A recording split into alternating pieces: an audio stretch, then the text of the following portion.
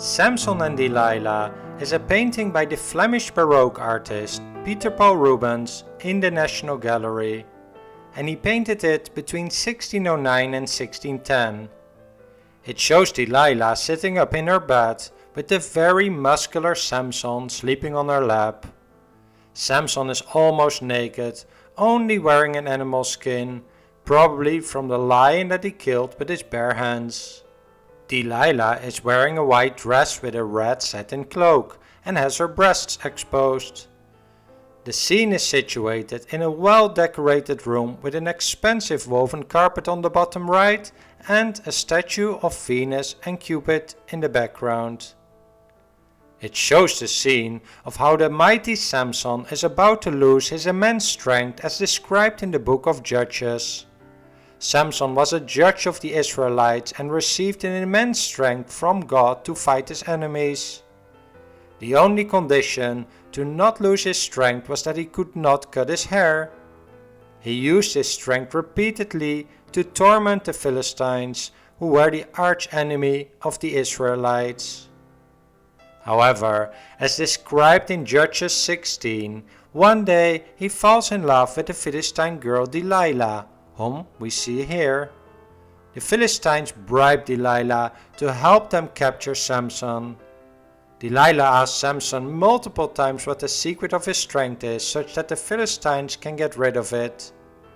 After telling a couple of lies first, he finally tells her that the secret is that he cannot cut his hair and that he never did. Delilah agrees to betray Samson, though she shows some clear regret of her actions here. She has made Samson fall asleep in her lap and has one of her servants cut his hair, aided by an older servant who is holding up a candle. Interestingly, Samson's hair is pretty short already in Rubens' painting. For a man that never cut his hair in his life, you would expect it to be much longer, but if we look into art history at scenes from earlier in the life of Samson, his hair is typically not depicted as much longer. Sure, his hair is a bit longer in this work by Francesco Hayes, where Samson has just killed a lion. And here too in this scene from 1887, showing him together with Delilah before she deceived him. But maybe not as long as I would expect based on the biblical story. Anyway, his hair is cut off and the Philistines are waiting in the door opening to capture him as soon as the servant is done. Caravaggio makes that much more explicit in his version of this story, showing Samson as almost bald. When the Philistines come to capture him, God has left Samson and he has lost his strength. He gets captured by the Philistines and is put in prison. After that, Samson got his strength back one more time from God and killed himself and more Philistines than he had done his entire life. The general moral of this painting is that love can cause problems. Some people even suggest that this painting portrays a brothel, and if this is the case, the message of Rubens is that you should not visit those.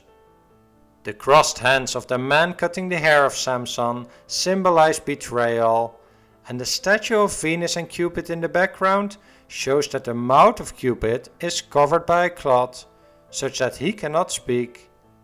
This is an uncommon way to depict Cupid and symbolizes the belief of Samson that love, which is represented by Cupid, can lead to bad outcomes. This painting was acquired by the National Gallery in 1980 for about $6 million. At that time, it was the second most expensive painting in the world. There's also a preliminary study for this painting, which is in the Cincinnati Museum of Art.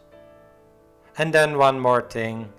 There has been some discussion over time about whether Rubens actually created this painting. While there is no doubt that Rubens created the painting of Samson and Delilah, The question is whether the version in the National Gallery is the one that Rubens painted or whether the real Rubens has been lost. An important argument that this may not be a Rubens is related to a copy of the real Rubens painting in 1613 by Jacob Matham. There are several differences between the copperplate engraving of Matham and the painting of Rubens, such as the right foot of Samson, which is not entirely in the painting, the position of the old woman, the statue of Venus and Cupid in the background, and the carpet.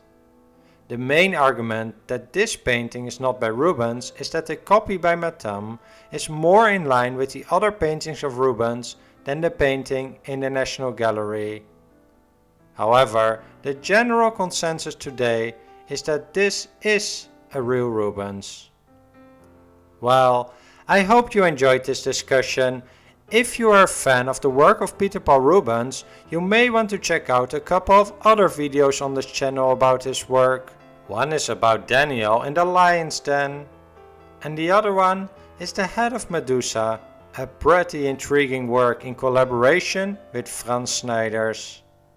And finally, please hit the like and subscribe buttons to support the channel and leave a comment down below with your thoughts about this work.